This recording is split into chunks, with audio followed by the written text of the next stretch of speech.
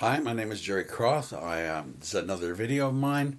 This is about the Great Pyramid and about a recent scientific discovery that blew my mind, and I think it will do the same for you. But let's get right into it. The Great Pyramid in Giza covers more than 13 acres. Okay, the Empire State Building covers 4 acres. So this was built 4,500 years ago, maybe more than that.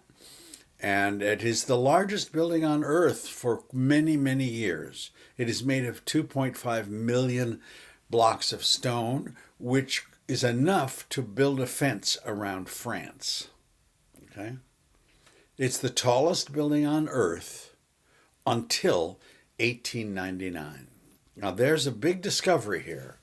And if you skip to the end of this video, you're going to say, oh, I think this is preposterous. But if you stick with me through this video, you're going to end up saying, my God, this changes everything in my world. It's that big. So don't skip to the end. All right? It starts with a man named Wayman Dixon, 1872, an archaeologist. He gets permission to go inside the Great Pyramid, and he pulls out stuff. They don't let you do that now, but they did then. Pulled out a granite ball. He pulled out a hook. But he also pulled out cedar wood fragments from one of the chambers in the Great Pyramid. And he went back to the University of Aberdeen. He left it to them in, I think, 1947. It was in a drawer at the University of Aberdeen, and someone said, hey, wait a minute, let's try to radiocarbon date this stuff.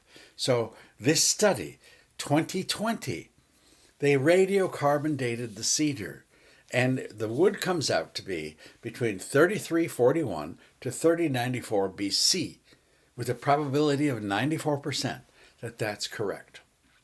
So you think, big deal, there's your reference. This is a big deal. Okay, that's a 2020 piece of information. All right, so that means that the Great Pyramid was built 500 to 700 years earlier than we thought. Okay, and that, my friends, is very, very big news. It changes the whole way we see the world, not just the Great Pyramid. Okay, here's Egyptian history. Okay, it's 3,000 years. The Great Pyramid, so says conventional archaeology, was built in 2580 BC by Pharaoh Khufu. Okay? And that's what, but this discovery says, no. It was built earlier than 3100 BC. Between 3100 and 3400. All right? So why is that important? It's important. I will explain why it's important.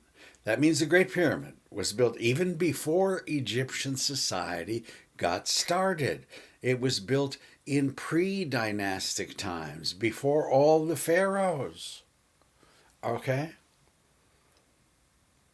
That's the first observation.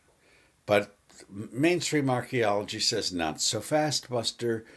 It doesn't like that idea. There are stakeholders, and they are not going to put up with that kind of scientific finding. Let me stop you right there, sir. No, sir, we have a vested interest in 2580. Okay, we just can't have that. It's not allowed. It changes too many things. All right, so how does conventional archaeology get out of this dilemma? Well, they do, and they say, oh, it was old wood. They used old wood in the Great Pyramid. The Egyptians used 700-year-old cedar? Are you kidding me? That's what they say. That's their cop-out. Okay? But they are quite serious, all right? So there are radiocarbon studies of cedar. Not from there, but from other places. They found a cedar boat. They found a cedar coffin. So of all the studies, the cedar is often a few years earlier than the accepted archaeological date. Okay, But usually it's 75 to 150 years. It's never by 700 years. They don't have 700-year-old wood. Okay? There are a few studies that show the cedar is a few years earlier, but nothing that's 500 years earlier. Okay, but that's the main cop-out for conventional archaeology. So they are trying to explain it, or they're trying to explain it away. And I want to go through those arguments. You need to do this with me because I can't just jump to the headline conclusion of this talk. We have to give them their day in court. So here is the best evidence that the pyramid was not built in 3100 to 3400 BC, but it really was built in 2580. I've talked to some professors. I've written them. I want to hear their arguments. The first argument is called the Wadi al-Jarf papyrus. It was a papyrus that was found in 2013. It talks about workers taking blocks of rocks, and they mentioned the name of Khufu, the pharaoh. So that's their evidence that the pyramid was built by Khufu. That papyrus describes workers who mention Khufu and building blocks for the pyramid. Khufu is the pharaoh who they say built the pyramids. Well, alternate archaeologists say Khufu just renovated the Great Pyramid. He didn't build it. There's no tomb there. There are no bodies. There are no mummies. There are no hieroglyphs mentioning Khufu in the pyramid. This is what pharaohs did. They had their sarcophagus. They had hieroglyphs. That's what it looks like inside the king's chamber of the Great Pyramid. Sorry, nothing there about Khufu and his body and hieroglyphs. Okay, that's what alternate archaeology says. But there's more to their argument. There is graffiti that was found. There was an archaeologist named Howard Weiss, 1847. He finds some graffiti scribbled inside the chamber of the Great Pyramid, which mentions the name Khufu. Howard Weiss finds graffiti mentioning Khufu. That proves Khufu did it? Well, people said Weiss forged that, and he needed funding for his archaeological expeditions, and he actually spelled Khufu's name wrong. That's the controversy. Now, two German, these PhDs, but they got permission in 2013 or 2014, maybe 2016, to get in access to the Queen's chamber, and they scraped off a part of the graffiti. And they were arrested for what they did. And I contacted them, and I said, well, what's the date? And they said, it's made out of red ochre, and we couldn't date it. But we think that the iron oxide inside the Great Pyramid is much older. And I said, well, where's your study that shows that? And they never sent it to me. So I talked to the two thieves, but we didn't get anywhere, really.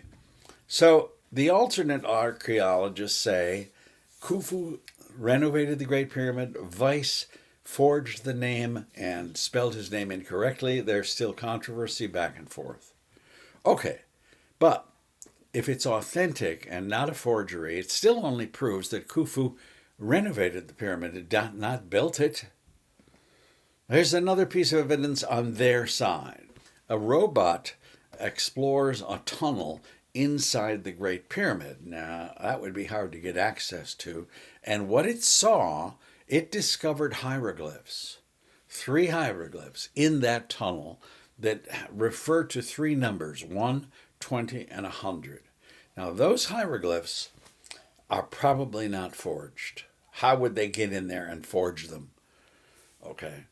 So that can't be forged. Seems to prove the pyramid was at least built when there were hieroglyphic writings. Now, stay with me. Stay with me. Do not go away. It's going to get better. Watch. We went through our homework here. So when did hieroglyphic writing first start? Okay. One study says 3100 BC.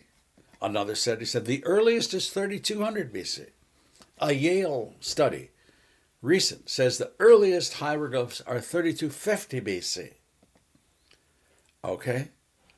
Now, maybe something's gurgling in your mind, but it should be.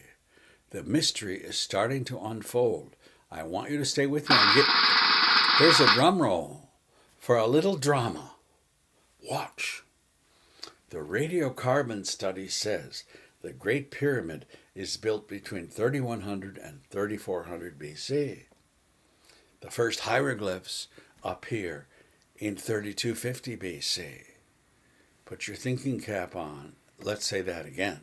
The Radiocarbon study says the pyramid was built between 3100 and 3400 BC. Average is 3250 BC. The hieroglyphs, earliest 3250 BC. Did the Great Pyramid and Egyptian hieroglyphs appear at the same time? I should have another drum roll there. Okay, watch. That means the Great Pyramid is built when Egyptian society just gets started, 3250 BC, pre-dynastic, before the pharaohs. And it means that Egyptian hieroglyphs got started then too, at 3250 BC. Now that, my friends, is completely impossible. Why is that impossible? Well, watch. Say that again. I'm going to say it again just to drive it home. A Radiocarbon study says the pyramid is built 3100 to 3400 BC. Okay? Average is 3250. The first hieroglyphs are the 3250 BC. Did the Great Pyramid and Egyptian hieroglyphs appear at the same time? I said it twice because it is the most important thing in this video. If that is even close to being true, my friends, that is huge, or huge, however you wish it. And here's why. The Great Pyramid is really a very complex structure. It involves incredibly articulate surveying technology. It involves mathematics. Pi, phi, the golden ratio have been found in the Great Pyramid. It has the tremendous... I went inside the king's chamber. Go inside if you get there. Try the acoustics. They're incredible. You can just whisper and it just amplifies it like you've never heard. It has a tremendous knowledge of astronomy and certainly, obviously, extremely advanced construction technology. Okay? How can you do that without literacy? How can you do that without a written language? How could you do that if your written language appears at the same time as the Great Pyramid? Take a look at this. We're going to do this slowly. Here comes the golden ratio, or that's a formula for a golden ratio, which we thought was discovered many, many centuries, millennia later. The length of the base of the Great Pyramid is 220 cubits. The height is 280 cubits. That means the hypotenuse is 356 cubits. The proportions of the Great Pyramid equal the golden ratio. Okay, it's encrypted in the Great Pyramid. How can you use the formula for phi if your written language appears at the same time as your Great Pyramid? It was thought that Euclid discovered phi, or the golden ratio, in 360 BC. Sorry, the Egyptians knew about that 2,800 years earlier. Here comes pi and more math. If you multiply the height of the Great Pyramid, 146.75 meters, by 1 million, the result is approximately equal to the distance from the Earth to the Sun. If you divide the perimeter of the pyramid by 1/2 its height, the result is 3.14, the famous Greek number pi, the ratio between the circumference of a circle and its radius, which... So here's Graham Hancock talking about pi in the Great Pyramid.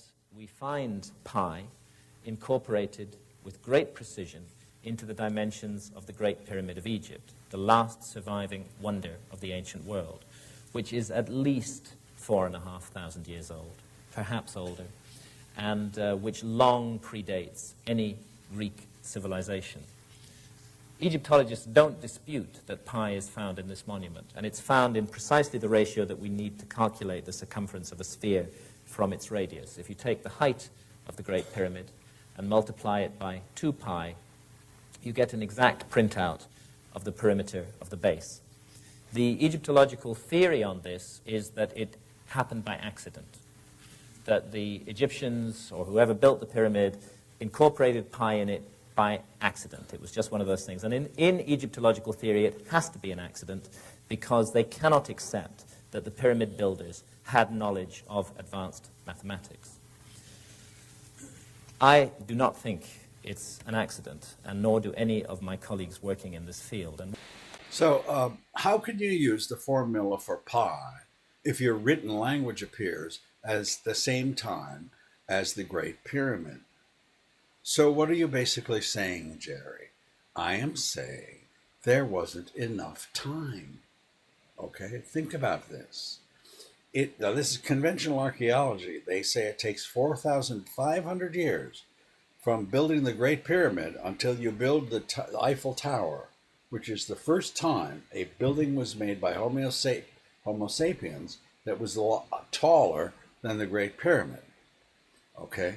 Now, their idea is that Egyptian hieroglyphs appeared, and then 600 years later, the Great Pyramid appears, and that gives them enough time to develop all that science, all that math, all that surveying and construction technology. 600 years. Well, that must have been a very rapid period of intellectual growth.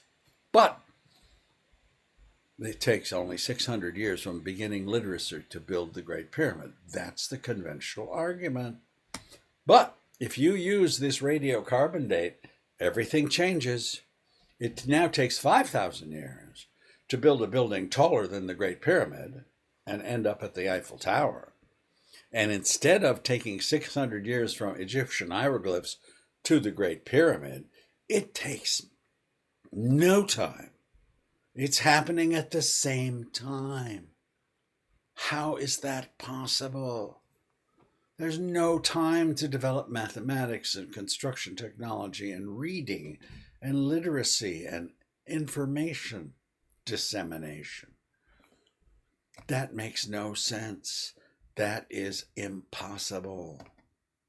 One more time. What are you basically saying? I'm saying there wasn't enough time for human ingenuity to do all of that. It wasn't human ingenuity. Then if it wasn't that, what was it? Was it the gods, as they said all along? 4 arguments I'm going to give you supporting the idea of extraterrestrial intervention that explains these contradictions. Are you ready? Here come 4 arguments. 1, the first argument is that there are too many astronomical alignments across the globe to pretend that indigenous human beings did that all by coincidence. What do you mean? I mean, look, that's the Giza pyramids, and they're perfectly oriented to the belt of Orion. Here's physicist Michio Kaku talking about it. It doesn't just stop there. To your left, the pyramids of Egypt. In the middle, you see the pyramids of China. The White Pyramid of China, made out of dirt, they're also oriented towards the belt of Orion. Here is China to your left, Mexico in orange, Egypt in the third, all oriented toward the belt of Orion. Now watch this. There's another earthenworks in northwest England, 2,500 to 3,500 BC, about the same time as the Great Pyramid. It's a mile long, and it's got the same orientation. Okay? These are the dates for those various pyramids. How? Why? Who? Here's Egypt again, superimposing the pyramids on the belt of Orion. That's an artistic drawing of that. Now watch this. I made a movie. Okay, I learned how to do opacity on the Macintosh Keynote program. I can take one photo, superimpose it on another. My mouse is moving on your lower right. Watch this. There's China. There's Orion. There's China. There's Orion. There's China. Okay, watch. I'm going to do this with Thornburg now. Here's the Thornburg henge. Thornborough henge. I superimposed it, but I had a movie too. There, you can see now. Here's one photograph superimposed. That's the Thornburg henge. This is Orion. This is the Thornburg henge. This is Orion. I'm not making this up. This is perfect. Okay, I did it with a surveyor's a map. I did it with down to the foot. This is a surveyor's description. Very accurate, down to the foot, and there you see it. Okay, so those are your sources for those particular drawings and for Thornburg. So that argument means that there are simply too many astronomical alignments across the globe, way back, where we're building these strange structures, gigantic structures, that point to the belt of Orion. The Pyramid of the Sun in Mexico is the largest building in the northern and southern hemisphere for hundreds of years. The Pyramid of Giza is the largest building on Earth until the tallest was defeated in height, at least, by the Eiffel Tower. And we're supposed to pretend that indigenous peoples did this and they had no contact with each other. They did it all by coincidence? Give me a break.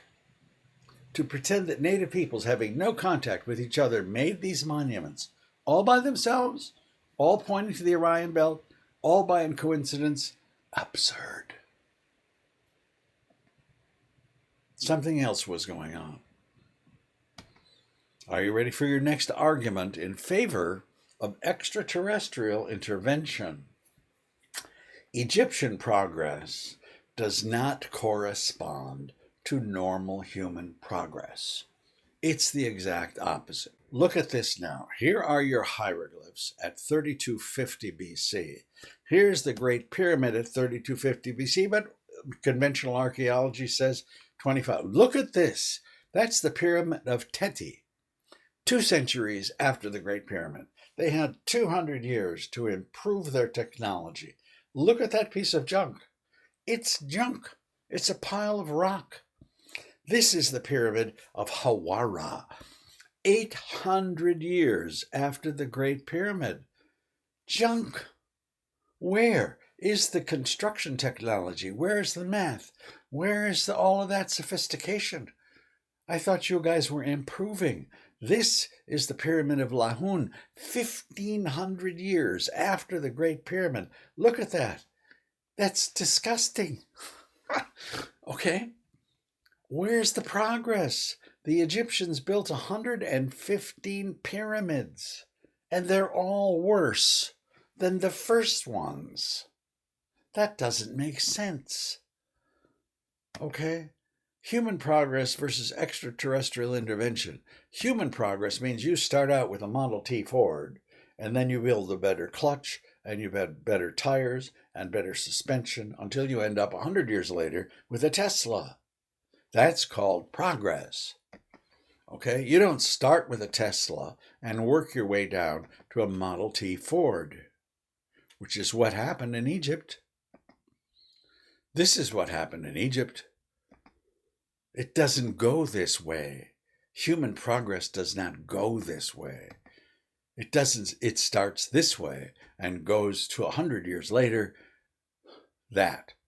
But extraterrestrial intervention, starts with this, and then the gods leave, and you end up trying to copy them and imitate them, and you end up with junk.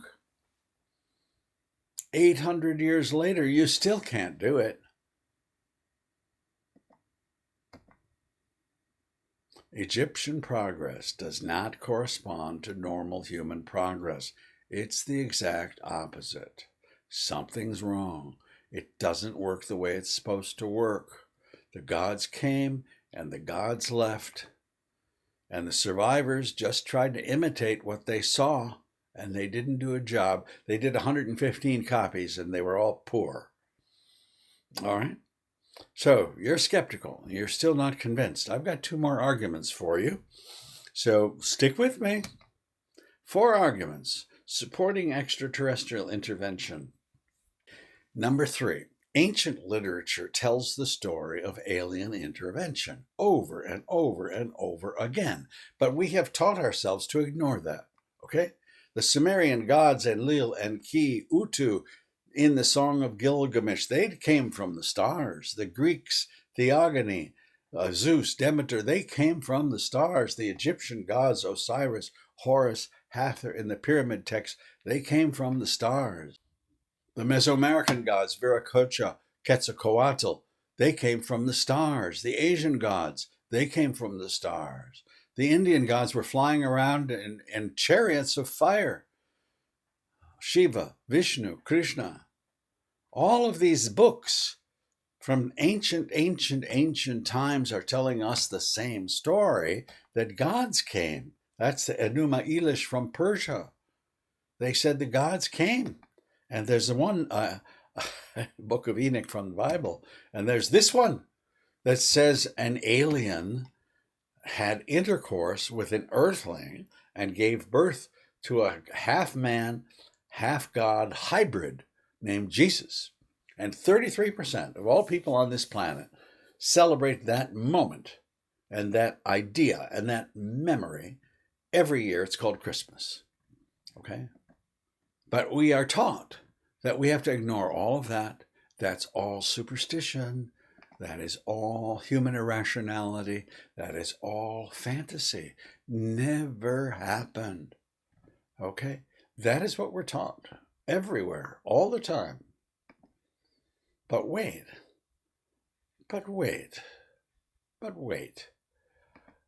65% of Americans believe extraterrestrials exist, and 51% believe UFO stories by the military are real. Okay? Maybe so. But we have a thing called the ivory tower. 99.9% of American scientists, professors, the intellectual leaders of our Western culture say no. Absolutely not. Not in the academic world. I don't care how many of you believe it. It's not true. And there's one critic whose name is Robert Anton Williams, who says this is called the Church of Fundamentalist Materialism. That's the academic church that governs our thinking to this day. Okay? The Church of Fundamentalist Materialism has a gospel. And the gospel is this. There are no gods, there are no divinities, there are no extraterrestrial encounters, there are no aliens, there are no demigods. It's all to be explained and on the basis of indigenous people's behavior. That's all there is. Anything else is irrational conspiracy theory. Anyone straying from that dogma and from that orthodoxy will not be published in peer-reviewed journals and certainly will not receive tenure. Archaeology, anthropology, wherever you want to go, you can't go there. Obey it. That's the church that governs our lives. I beg to differ. There's evidence which we cannot explain, folks. We cannot make a pyramid that complex in such a short time after you become literate. Not in 50 years, not in 100 years. I'm sorry. It doesn't work that way. Indigenous people all over the globe did not make monuments to Orion's belt out of sheer coincidence, completely unrelated to each other. That's, I can't think of a polite word for that. That's not true.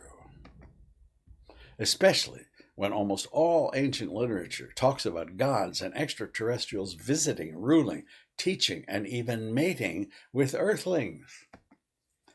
That dictate that we ignore all that data is not acceptable.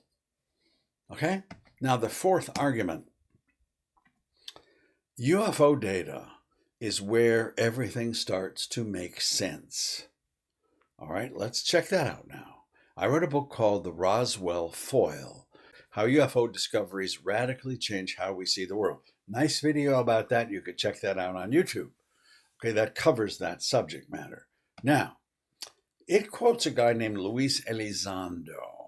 He's a former U.S. Army counterintelligence special agent former employee of the Office of Undersecretary of Defense. Okay? And this is what he says about UFOs. There is something in our skies. We don't know what it is. We don't know how it works. We don't know fully what it can do. And we don't know who is behind the wheel.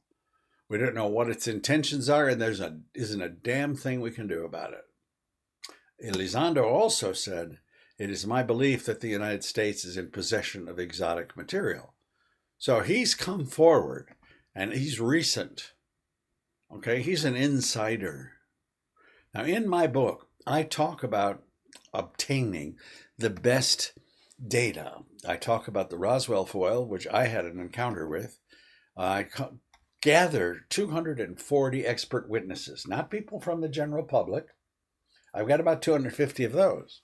I'm talking about pilots, navigators, professors of astronomy, professors of physics, cosmonauts, astronauts, 23 generals. Okay. All of these people have said and they have credentials, UFOs exist.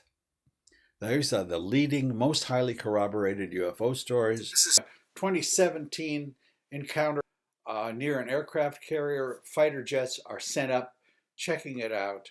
And these are, now this is released in 2020, but this is a Pentagon release, believe.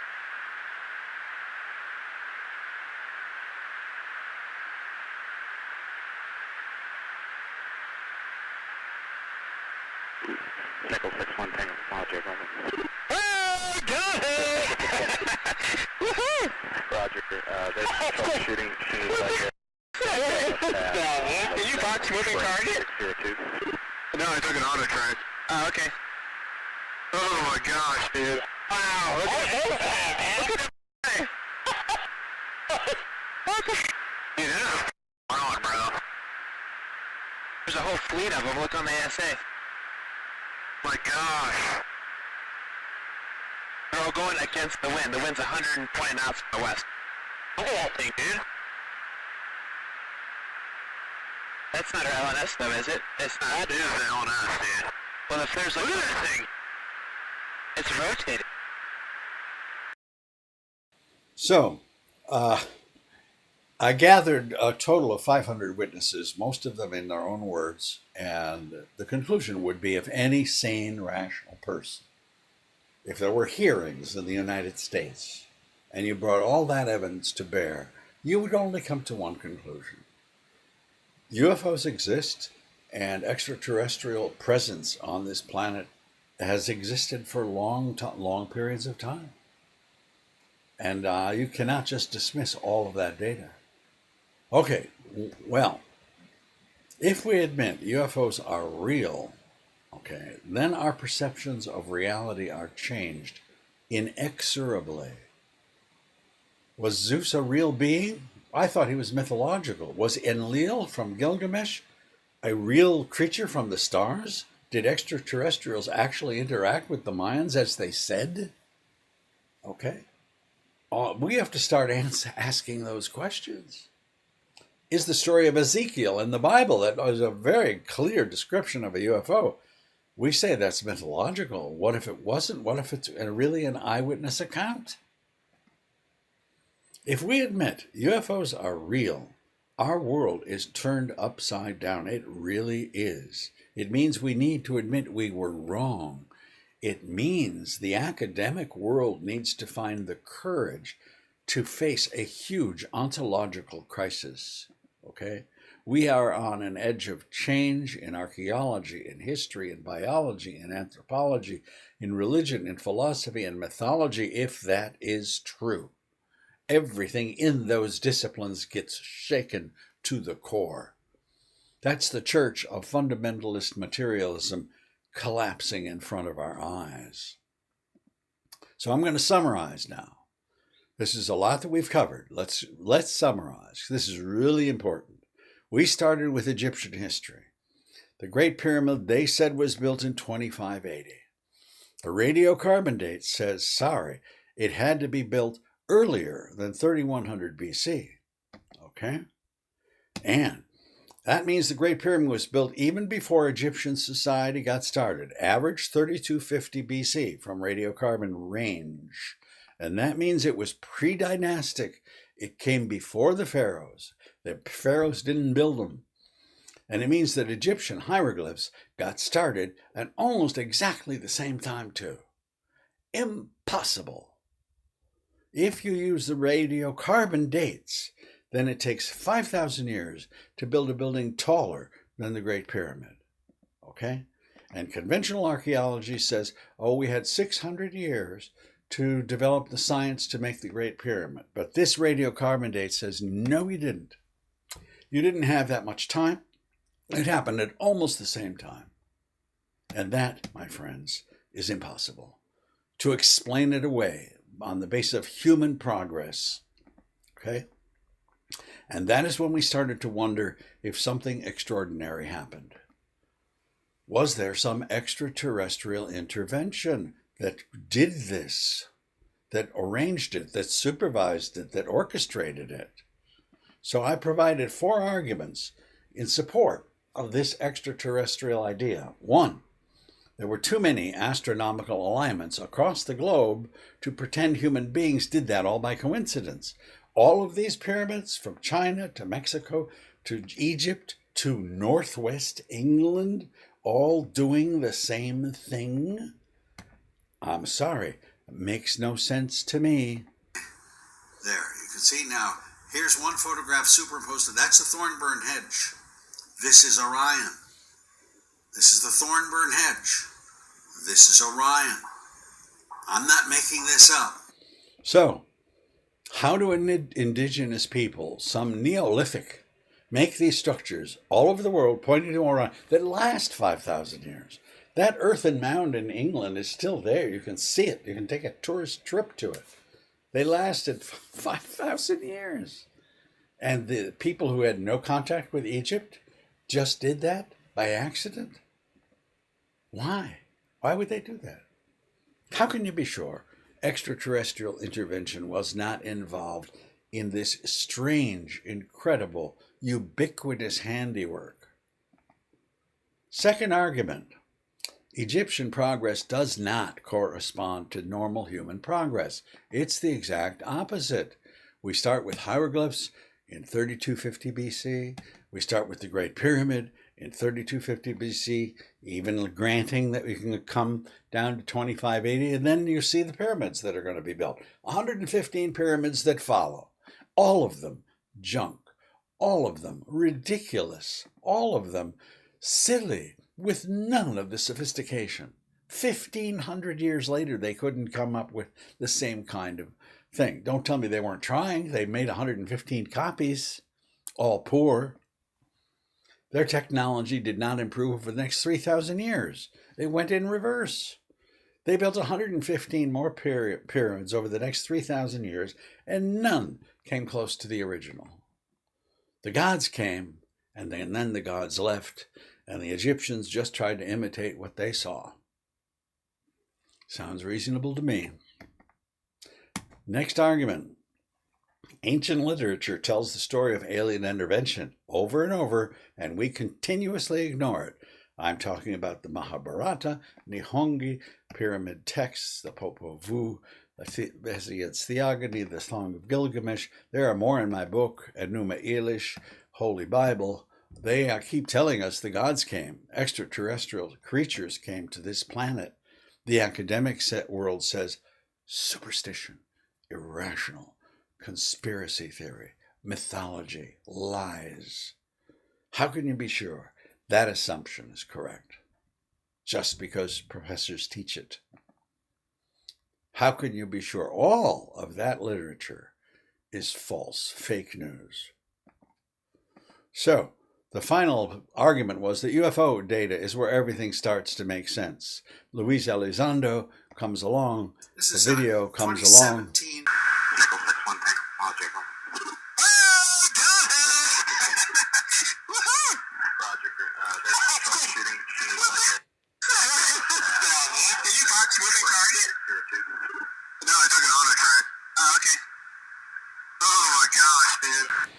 So, there's a report called the Brookings Report that was commissioned by the United States after Roswell. They asked a think tank, should we reveal this information from Roswell to the American people? What would be the effect of it? And so the Brookings Report wrote and said, do not reveal this to the American people. It will be destabilizing. It will upset religion and philosophy and people, and it will make them afraid. And it'll also have an impact upon the world, not just America. So the government followed that policy and kept UFOs secret since that Brookings Report. Now, in the last, around 2016, Jeb Bush, George Bush's son, wants to become the Republican nominee for president in Florida. George Bush Sr. is in a wheelchair, I guess he's 90 years old or so, and he comes to support his son. And so he gets on stage, he's wheeled up on stage to say something, but somebody in the audience raises their hand and says, Mr. President, when is the government going to tell the truth about UFOs? And this enfeebled George Bush says, Americans can't handle the truth. And they said, oh my God, what did he say? And they wheeled him off stage. Okay. So I believe we can handle the truth. I believe we are ready to deal with reality. I believe our academic world is not ready, but they will slowly, very slowly come around to it. Slowly, because this story is bigger than Copernicus. It's bigger than Galileo. It's the biggest story of our lifetime. Let me explain. Here's Ptolemy. Okay, Ptolemy says the Earth is the center of the solar system, and the Catholic Church says, wonderful. Okay, and 1400 years later, Copernicus says, no, the Earth is not the center of the solar system. The sun is. It's going to take some time. It took them 1400 years for science to get on the ball and realize what the real world is like. Okay? It may take a while, but it is coming. And everything we believe in is going to change because of it. This is the biggest story of our lives and of since the time of Jesus Christ. That's my book. And it's, you see, 2023 edition, because all the references for this talk and that radiocarbon study are in this now updated, revised book. And you can get it on Amazon. You can contact me. And I thank you very much for sticking this out. And I wonder if you think this is preposterous, or if in fact you're willing to say, oh my God, everything does change because of this. Okay, thanks for watching.